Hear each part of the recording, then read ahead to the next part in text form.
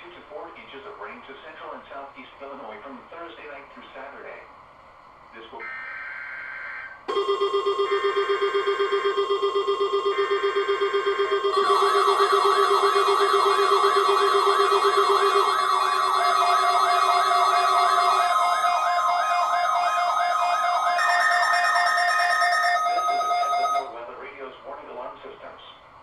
The attention signals you just heard will automatically activate special receivers to warn of the impending hazard.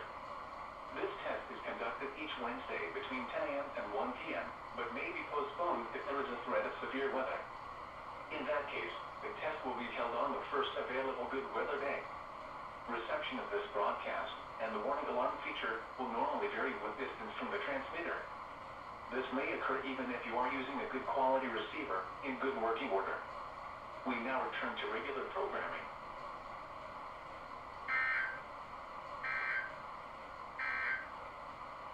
Here is the regional